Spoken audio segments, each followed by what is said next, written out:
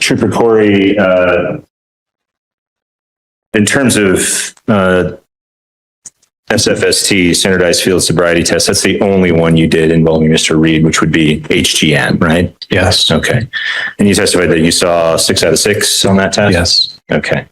According to your report, he could smell an odor. And the odor was coming from the vehicle, correct? Yes. Okay. And what we saw was kind of the substance of what Mr. Reed told you. Is that fair to say? Can you clarify? Well, what we saw was a discussion of the alcohol that he'd had consumed during the course of that day, right? Correct. Okay. So there was no discussion necessarily that focused on what he had just prior to driving. We just clarified that all he drank that day was beers. Okay. Yeah. And what he said was during the course of that day, he'd had, and it kind of varied, but 2, 3, or 4, maybe 4, I think he said. Yes. Okay. Did you remember him saying that on body cam? I remember it in my report. Okay. We just saw the body cam, so I guess it shows what it shows. But there was no other conversation about that, like, other than what we just watched, right? That's right. Okay. So in terms of the really important observations that you made and what your investigation was, basically it's that conversation and the HGN, right? Correct. Okay. No further questions. Good afternoon. Come on up here and I will swear you in. Do you solemnly swear or affirm under penalty of perjury the testimony you're about to give before this court be the truth, the whole truth, and nothing but the truth? All right, you may be seated when you're ready. Thank you, Judge. Trooper, would you state your name for the court, please? Trooper Lamoureux, Colorado State Patrol, IBM 0353, Colorado State Patrol. Certified peace officer? Yes. How long? Approximately 3.5, 4 years. And that's all with the State Patrol? Yes. And what are your duties and responsibilities? Perform traffic stops, investigate crashes, DUIs, impairment, speed enforcement. I'm going to go back to, I believe, November 20th last year, at about 5 p.m., somewhere along that time. Did you have an occasion to stop at Charles Reed? Yes. Did you tell the court how that happened and what you did? I was traveling northbound in Fremont County, state of Colorado on Highway 115 or about approximately mile marker 13. I observed a blue Ford F-150 approximately 4 to 5 cars ahead of me that was traveling northbound at approximately 35 miles an hour in a 50-mile-an-hour zone. I noted there was approximately 3 to 4 cars behind me for what I thought. I figured it was about 10. The vehicle was driving slow, like I said, doing the 35 miles an hour in the 50-mile-an-hour zone. As we approached the roundabout, a few cars turned and went east on Highway 50. I believe 3 of them continued north, where I caught up to the vehicle, activated my lights. The vehicle, which was the blue Ford F-150, pulled to the right shoulder, took an extended amount of time to stop. At that point, I exited my patrol vehicle, walked up to the driver's side, spoke with the driver, asked him for the reason for the stop, asked him where he was coming from. He said he was... Just to back up a little bit, you went up to the driver's side. The person you stopped, do you see here in the courtroom today? I do. Identify him sitting on the left, wearing a kind of a tan brown shirt, polo, I believe a cowboy hat. And you contacted him, and what happened? So I contacted him, asked him where he was coming from. He said he was coming from Florence, from the grocery store. I asked him if he'd had anything to drink today. He said that he had a beer a couple hours prior. And then after that, I asked him if he felt like he was safe to be driving. He said yes. I asked him on a scale of 1 to 10, 1 being not intoxicated, 10 being the most intoxicated, where he would be at. The first response was that he lived just right there, or something to that effect. And then I asked him the same question again, and he replied with 1. At that point, I contacted Trooper Corey to come and take over the stop. After Trooper Corey arrived, I became the cover unit at that point, and I didn't directly observe Trooper Corey's roadsides. You just were just kind of covering him, making sure everything was okay. Correct. I want to go back to the beginning of this. So you were actually in the line of all the cars. Yes. How long have you been behind the blue Ford?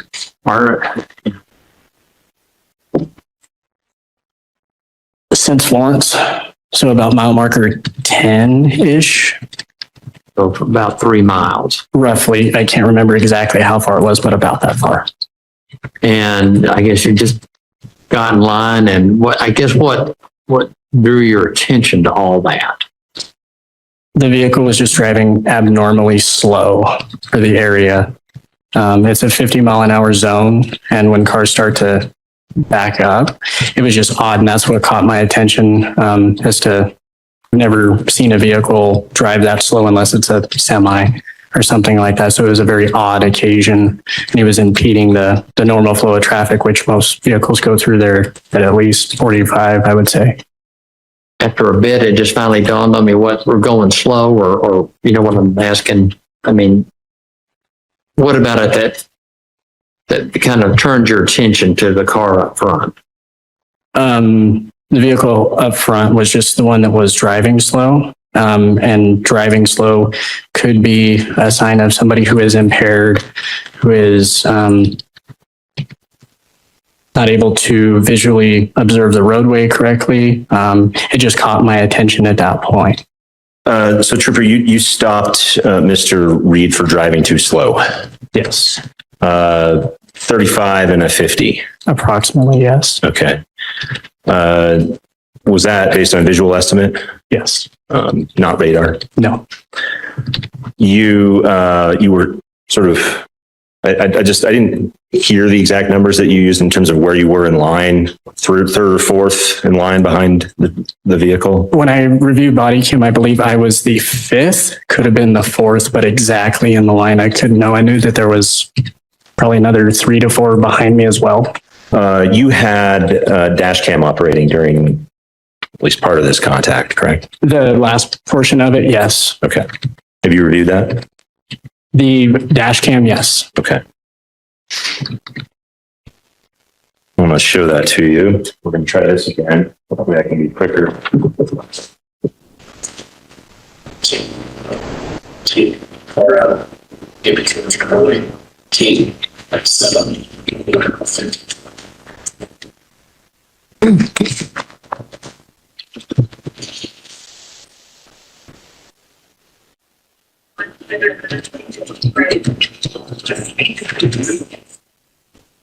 Trooper Lamoureux, right at the end there, it was kind of hard to see, but was that the vehicle that was stopped? Was that the blue F-150? Yes. Okay.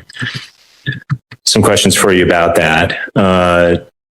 Did you see about the number of cars between you and the blue F-150 when you initiated the stop? 3 to 4, Okay. roughly. Did you observe the vehicle that was immediately in front of you start to move over even before you activated your emergency lights? Yeah. So Okay. I can explain that if you'd like. And I guess just to describe the road there, at that point in time, it becomes a 2-lane highway in each direction. Yes. Okay. That car moved over to the right, the car immediately in front of you, right? Yes. Okay. And it looked like actually the car right in front of him did the same thing. Yes, they all did. They all did. But this was before you turned on your emergency lights. Correct. Okay. So these several cars move over to the right, and hard to see, but it looks like Mr. Reed did that as well, moved over to the right-hand lane. He did at that point, Okay. yes. All right. Other observations from there, we can see water on your windshield. So it had been raining. Yes, I believe so. Okay. And it speaks for itself. It was relatively dark at that point. Yes. Dark enough for all vehicles to need to have their headlights on and so forth. Yes. Okay. Now, the particular statute that we're dealing with here, are you familiar with that statute in terms of driving too slow? Not right at the moment, no. Are you familiar with any exceptions or maybe caveats to the idea of driving too slow? I'd say weather, traffic, road condition, anything that would be of that nature. Okay. What about, maybe this language is familiar to you and tell me if it is, except when a reduced speed is necessary for safe operation of such vehicle or in compliance with the law. That would fit, yes. Okay. Are there circumstances in which, well, are you familiar with a statute referring to too fast for conditions? Yes, Okay. fairly. And that has to do not so much with speed limits, but what the conditions are and what a safe speed would be given those conditions. Is that fair to say? Yeah. Okay. And so can you admit of the idea that at times and under certain circumstances, it makes sense to drive below the posted speed limit? It would, yes. Okay. I don't have any further questions. Do you solemnly swear or affirm under penalty of perjury the testimony you're about to give before this court be the truth, the whole truth, and nothing but the truth? Yes, Your Honor. All right. Mr. Selick, when you're ready. Mr. Chilson, can you state your name and spell your last name for the record? It's Jason Chilson. It's Chilson. Mr. Chilson, how are you currently employed?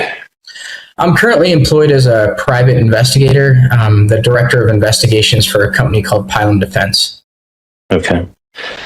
I want to ask you a little bit more about your background.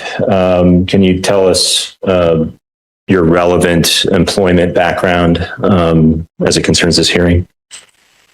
Yes. Initially, I was employed with the Aurora Police Department for just over 10 years until I left in good standing in November of 2018. I became certified in the use of SFSTs in the academy. They conducted a wet lab. That's where they bring people in and they drink to different levels of impairment. And you practice making correct arrest decisions based off your observations of their person. I have since participated in a total of 9 wet labs. I've actually ran a couple for the Aurora Police Department, and I've also participated in a green lab as part of the understanding legal marijuana training, which is similar to a wet lab, but it's with marijuana. I've been to comprehensive DUI training, robust HGN training, advanced roadside and impaired driving enforcement training, drug ID and symptomology training. I co-founded the DUI unit for the city of Aurora along with 2 other officers. I was an operator and an instructor on both the I-5000 and I-9000 breath testing instruments. I went through the drug recognition expert program. I graduated top academic student. I've completed well over 1,200 DUI investigations that resulted in arrests. And as part of since I left Aurora, I had my own company for approximately 7 years before I went to work for Pylon. And as part of the normal course of business, I commonly review the ARIDE manual, SFST manual, DRE manual. And I've been qualified as an expert witness in court well over 90 times, approximately 30 to 35 related to cases involving allegations of intoxication, impairment, SFSTs, DUI investigations, things of that nature. All right. At this point, I would tender Mr. Chilson as an expert in the areas of DUI investigation, standardized field sobriety tests, and police investigation. Is there an objection? No objection. The court will recognize his expertise. Okay. Mr. Chilson, with regard to this case involving Mr. Reed, did you have the opportunity to review any of the discovery materials in this case? I did, yes. And can you kind of, in a general way, characterize what you were able to review? Sure. There were several written reports, both from Trooper Corey and a written report from Trooper Lamoureux. I reviewed all the written reports that were provided to me. There were a series of body-worn cameras from both troopers, along with dash camera recordings from their vehicles, and I reviewed those as well. In terms of reviewing the dash cam video, I think you said it was dark. Did you make any observations about what the weather was like?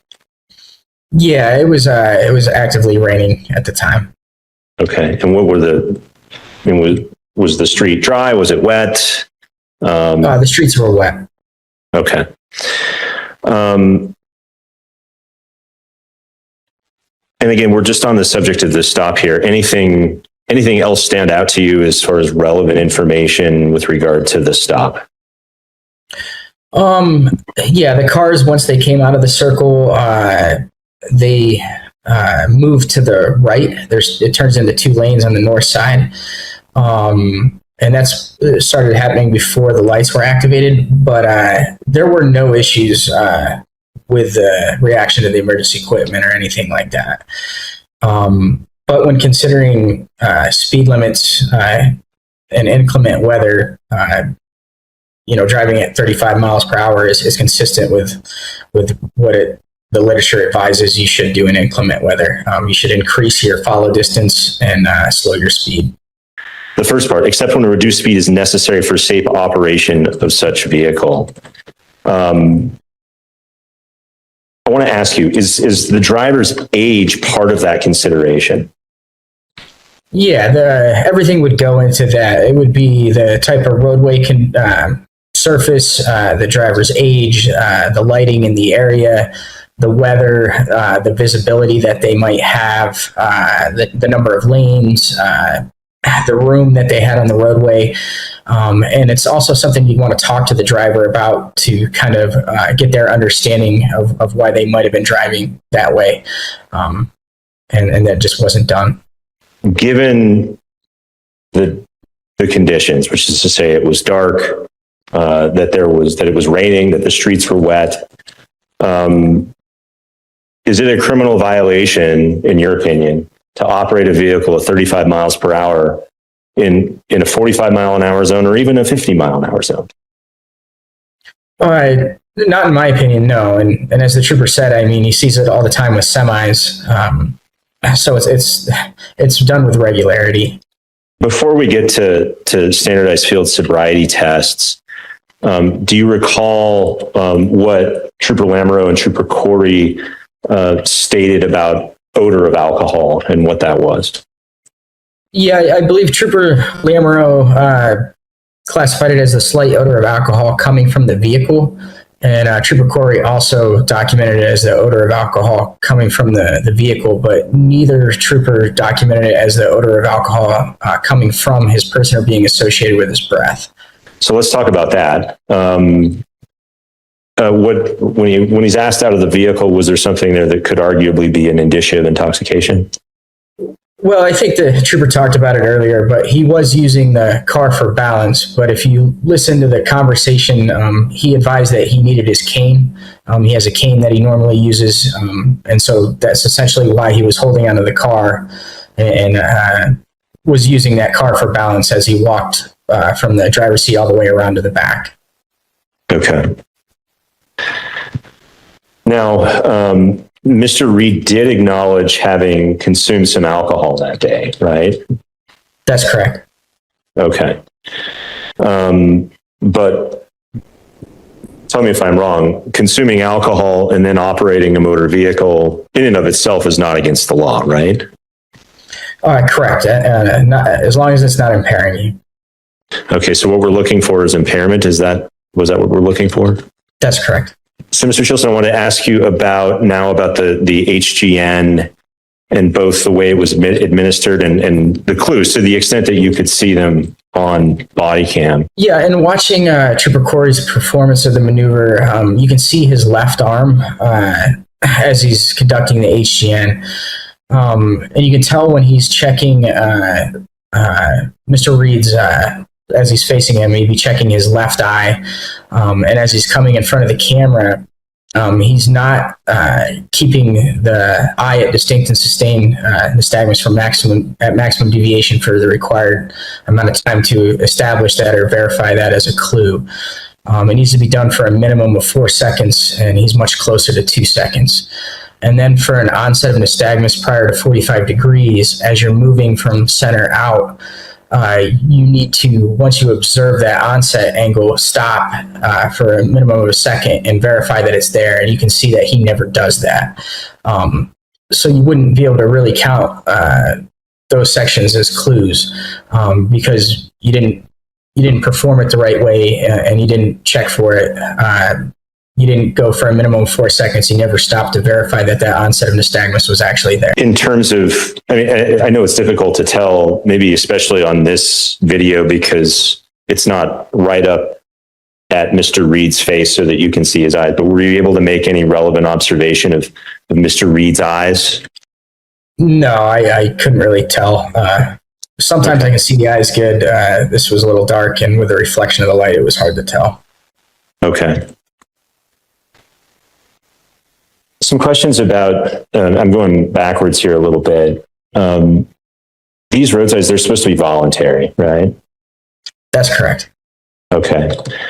In your observation, did Trooper Corey, beyond saying that the roadsides are voluntary, did he explain any of what that meant to Mr. Reed? When you're conducting it on a consensual basis like that, as an officer, you're required to take the extra step and not only explain that they're voluntary, but you have to explain that the subject has the right to refuse or doesn't have to do them if they don't want to, is the way I would always word it. And so you're required to take that extra step in a case like this, and that did not happen. Cross-examination for this witness. No questions, Judge. All right, thank you. May the witness be excused. Yes. All right, you're free to go or stay as you wish. Thank you, Your Honor. I appreciate it. Thank you. All right, at this point, the evidence and testimony in this hearing is closed. Mr. Selleck, it's your motion. Just very briefly, Judge, two issues raised in the motion. The first being reasonable suspicion to conduct a traffic stop. Probably an unusual issue for the court, and a law that doesn't really provide a lot of bright lines in terms of what constitutes a violation and what doesn't. My argument to the court is simply that it was dark, that it wasn't just raining, but the streets were also wet, to a degree that exercising caution under those circumstances was warranted. To me, there was no reasonable suspicion, to anyone, there was no reasonable suspicion to conduct this traffic stop. Then we get to the issue of probable cause to invoke express consent and to arrest. So on that issue, basically all we have is what's documented as a faint odor of alcohol coming from the vehicle. It wasn't separately documented as coming from Mr. Reed's breath. We have probably most notably one of a normal battery of 3 tests in terms of standardized field sobriety tests. And the testimony from Trooper Corey is that we had 6 out of 6 clues. Mr. Chilson was able to observe to a meaningful degree how those maneuvers were administered, and the court heard his testimony. This maneuver needs to be done precisely right in order to get to the point of documenting all 6 clues. The uncontroverted testimony of Mr. Chilson is that there's no way he could have arrived at that conclusion of all 6 clues because he didn't administer the test correctly. It's impossible for the court to make a finding that there was probable cause to invoke express consent if the administration of the HGN was not valid. And again, the testimony is uncontroverted that it was not conducted appropriately in this case. It's the only roadside that was conducted. What we have left is a faint odor of alcohol, using the vehicle for balance. But again, that's attributable to the driver's age, I think even by Trooper Corey's admission. So we just simply don't have enough information to conclude that there was probable cause to require Mr. Reed to take a test. What we would be asking for as the result of both of these constitutional violations would be the suppression chiefly of the breath result, which was a 0.073. But of course, any other observations that occurred after the stop. So that's my argument. Thank you. I would like to be able to review the exhibits again. And so we're going to need to set this over for receipt of ruling because we're going to run out of time here. And finding a time to set it for receipt of ruling is going to take time also. It's not the substance. I'm not hearing any additional argument. I just want to have an opportunity to look more closely at those videos. In 25T664, Mr. Reed appears in person with Mr. Selleck. We have Mr. Tommy here for the people. Do you want the hearing device? Hey, Chuck, can I get you the hearing device? I think I can. You don't, yes or no? No, I think Okay. You're okay today? Okay. All right. We are scheduled for receipt of report on a motions hearing that was conducted June 24th. We had tried to do this last week. The court ran over and then there were conflicting schedules and the court then had a meeting, so we weren't able to get it accomplished last week, although I know that Mr. Reed was present, as was Mr. Tommy. You had been here and had to leave, et cetera. In any event, the motion before the court is on the defense filed motion to suppress evidence. They raise two issues of contention. The first being that there was not reasonable suspicion to conduct the traffic stop or otherwise detain Mr. Reed. The stated purpose by law enforcement was an allegation of traveling too slowly, and that's consistent with the 42-4-1103, driving too slowly, Class A traffic infraction for which Mr. Reed has been charged. The statutory language states no person shall drive a motor vehicle on any highway at such a slow speed as to impede or block the normal and reasonable forward movement of traffic, except when a reduced speed is necessary for safe operation of such vehicle or in compliance with the law. The court, one of the reasons that we set the matter over for receipt of ruling, or that the court set it over for receipt of ruling, was to more closely observe this video, whether the people would be able to prove this charge beyond a reasonable doubt. This court can't say.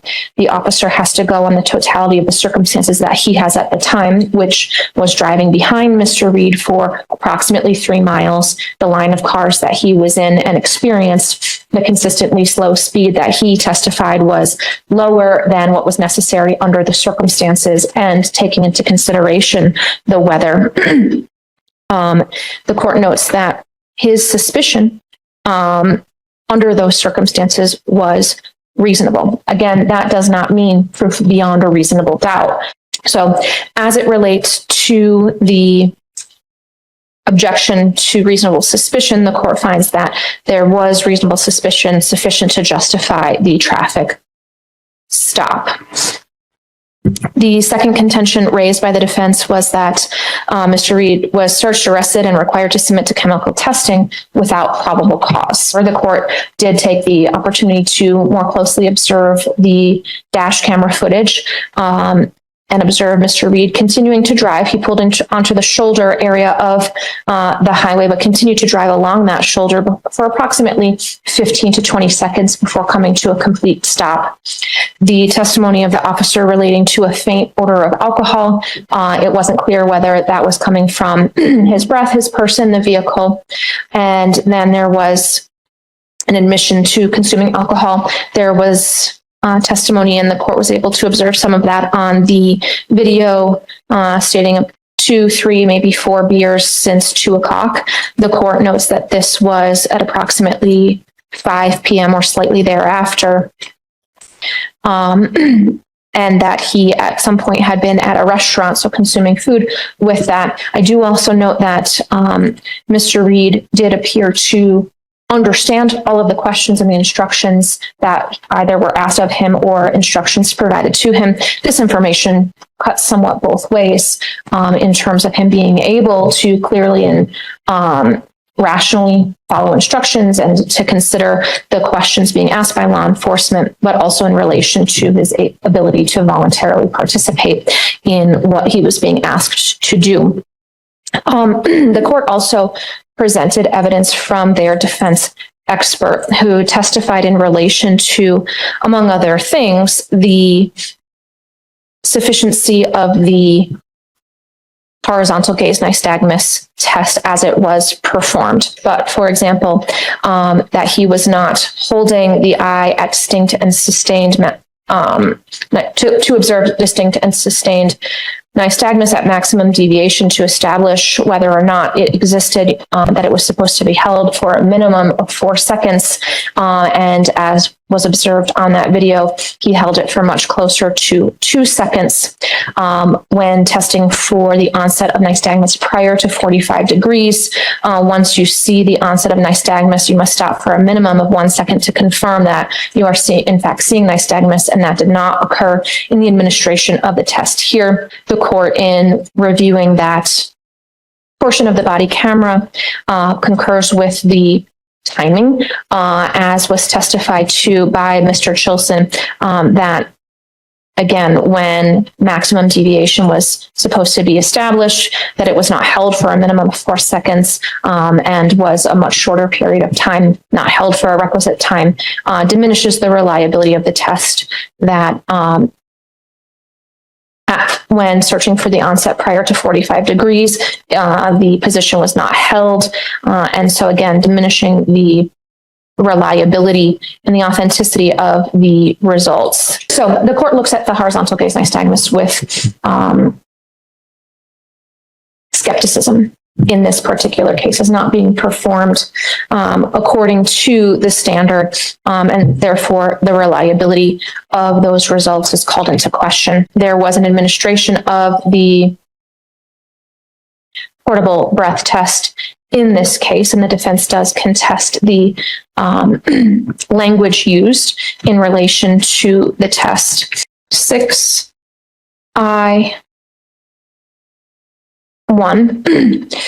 which discusses what's required as a condition precedent to offering or in conjunction with offering a preliminary breath test.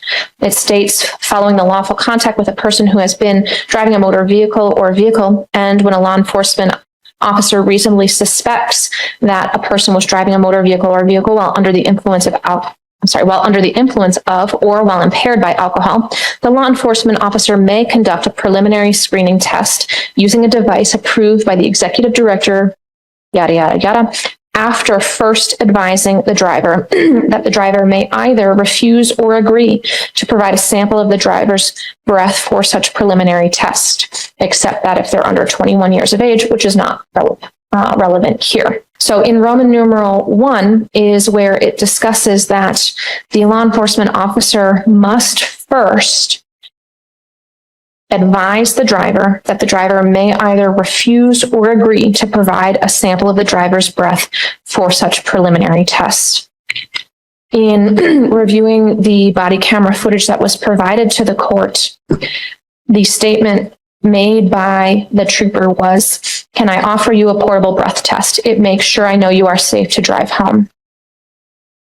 That's the only statement that the court has in relation to the provisioning of the portable breath test. And while the statute is silent as to any specific language, the court can't go so far as to say that Mr. Reed was informed, or as the law states, advised of his right either to refuse or agree to provide that sample for the preliminary test. While he asked it as a question, "Can I offer you the portable breath test?" he does not inform Mr. Reed that he may either agree or disagree and either perform the test or refuse to perform the test. The statute is silent as to how the court should consider a failure to properly advise the defendant, although the court notes again that it says that that must happen prior to administering the test. The court makes the inference that if that does not occur, the legislature is indicating that the preliminary breath test cannot be performed. And so the court doesn't consider the results of the preliminary breath test in making a determination for probable cause. There is relatively scant information to support the probable cause, or the determination to invoke express consent, that probable cause for that invocation. And the court notes that the law does not prohibit individuals from consuming alcohol prior to driving. It prohibits individuals for consuming an amount of alcohol sufficient to render them either impaired to the slightest degree or under the influence. And when we're talking about impairment, which is what Mr. Reed has been charged with, it's impaired to the slightest degree such that they are unable physically or mentally, or both mentally and physically to exercise due care in the safe operation of a vehicle. What the court sees is perhaps an excess of due care in this case and not the lack of due care. The court attributes that to the court, to a certain extent, attributes that to the weather and Mr. Reed's age, as well as the lighting conditions, noting that it's evening, the court doesn't find that there's sufficient probable cause to have invoked express consent. But the court doesn't believe that there was sufficient probable cause to invoke express consent.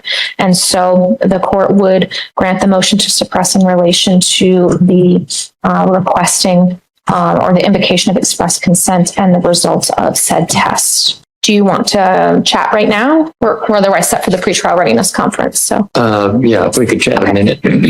I'll stay here. Thank you. I'm going to borrow Mr. Reed here for a second. Okay. Hey Chuck, can you come back and talk to me for a moment so I can explain what Mr. Tommy and I are talking about? Now, what was the statute on the slow moving again, Judge? Yeah. It is 4241103. 1103.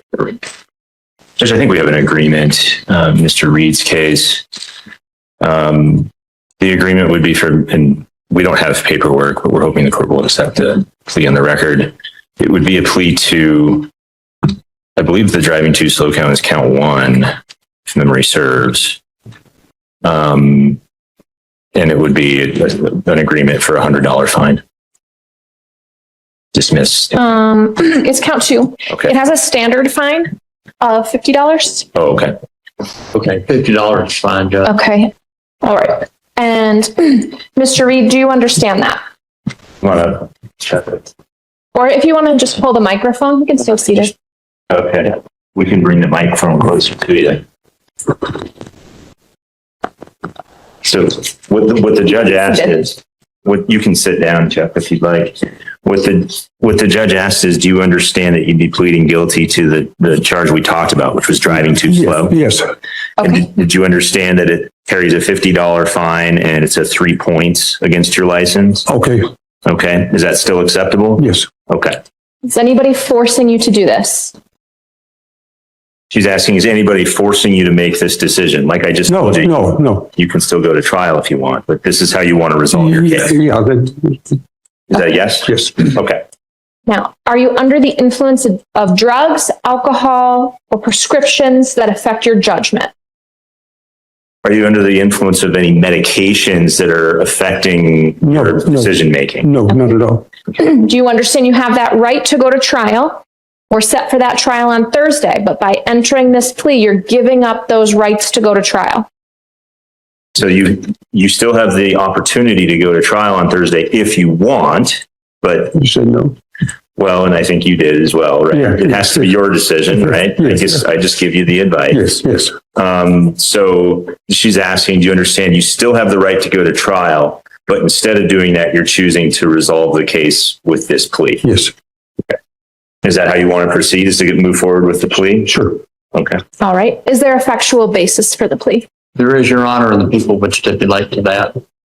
We had a motions hearing, Judge. The court did observe the body camera footage and already made a ruling on the reasonable suspicion, at least. And to the extent applicable, has Mr. Reed been fully advised of any potential immigration consequences? Yes. Mr. Reed, do you have questions for me or for your attorney before I ask you how you plead? No. Question? Okay. No. How do you plead to count 2, driving too slowly? Guilty. I'll accept your plea. I find that it is knowing and voluntary, not the result of any undue influence, coercion, or force. You understand the rights that you have that you're giving up, and there is a factual basis. I'll note the motions hearing that we just held as the prima facie inability to prove count 1 beyond a reasonable doubt at trial, sufficient for the dismissal of that. Is there anything further for the people? Nothing else from the people, Judge. Any sentencing comments from the defense? I don't think so, Judge. Again, we had the motions hearing. I think the court's fully aware of mitigating circumstances here as well. So Anything that you want to say? anything that you would like to tell the court? No, I can't think of anything right now. Okay. It's a $50 fine plus court costs and surcharges. There's no restitution. The remaining count is dismissed and the jury trial is vacated. And just like that, the DUI case is gone. The breath test was suppressed, the remaining count was dismissed, and the elderly driver walked away with a much smaller consequence than the case he originally faced. Sometimes the most powerful evidence in a courtroom isn't a perfect report, it's the video that shows what really happened.